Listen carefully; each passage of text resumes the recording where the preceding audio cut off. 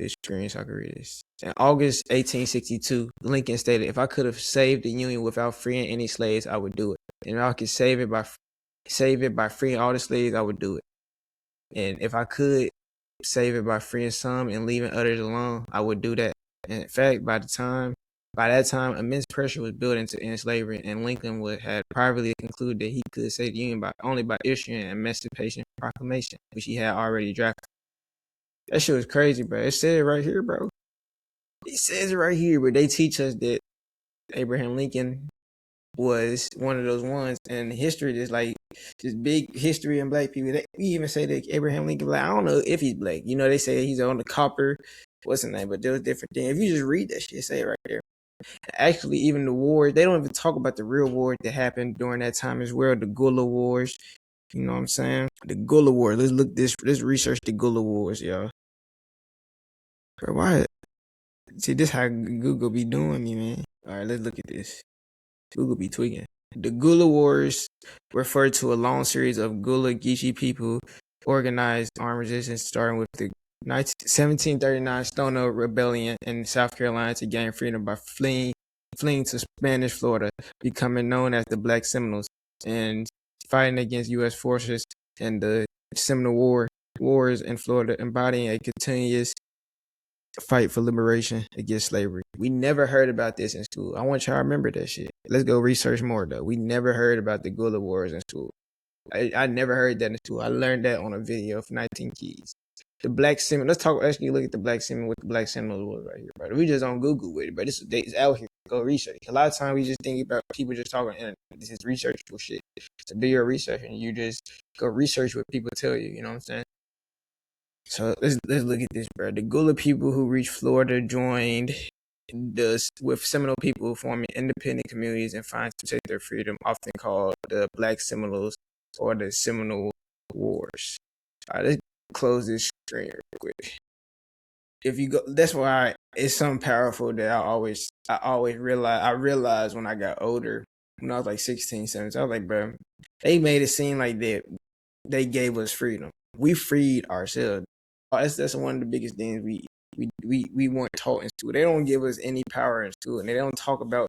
They give us Mansa Musa. That's damn near the only like rich. They don't talk about the Moors. They don't talk about these things. Comedic people, these cultures in school. They only teach us what they want us to teach us. They give us their propaganda. They give us their program of how they want us to think, about black people. And that went back to earlier, bro. The nigga was really profiling me. People, bro, like there's propaganda to look at black people a certain way in America, bro. And that's just what it is, bro. And that's horrible that it is that. And it got way better, but it's got way like the work, bro. You know what I'm saying? But you gotta remember, bro, we are people. We freed ourselves, my nigga. Don't let them niggas like tell you. They be telling us they freed us and shit. You know what I'm saying? Just so they can keep us calm and shit. You know what I'm saying? It was how can a nigga that was whooping your ass and killing you and hanging you by trees and taking over your land and doing these type of things free you? Are you even free? That's the type of question you gotta ask yourself. There's so many different things. You can get $1 million in America. You can get $1 billion in America. Yes, that's right. That's right. As a black man, you can do that shit. But if you want to create, like, you can't. At the end of the day, like, you in their system. At the end of the day, we integrate into their system. We didn't integrate to our own. I'm not saying that it's wrong with getting money. I'm gonna get my money, bro. I'm gonna elevate and gonna grow businesses. But in America, we have to realize that we lost the war in a sense, bro. We lost the war and we still fighting. It's a war mentally now, bro. We getting, bro, phones, news, all these type of things, the social media, AI, so bots, all type of shit going on social media, fake shit going on in the news, all type of weird stuff. Niggas not talking about the true realities that's going on in the world. It's all type of weird stuff going on in reality. So you got to be really cautious and conscious of what's going on, man. Let's get into John Horse, though, bro. Who is John Horse? Like, we never even learned about who John Horse was in school. I never learned this till I got out of school. Who is John Horse? John Horse, also known, was a man mixed of African and Seminole ancestry. What is Seminole? You know how they try to separate Seminole. You know how they try to separate Seminole, the black Seminoles. It'd be crazy.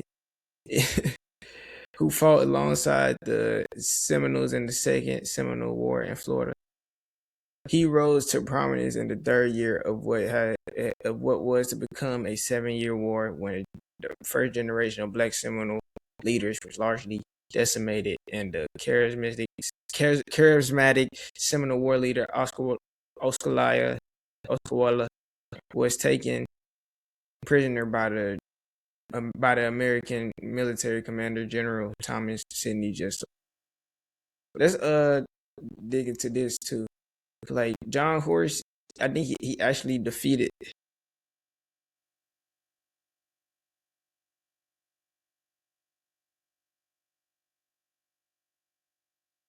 Fuck y'all. I don't know what the fuck I did.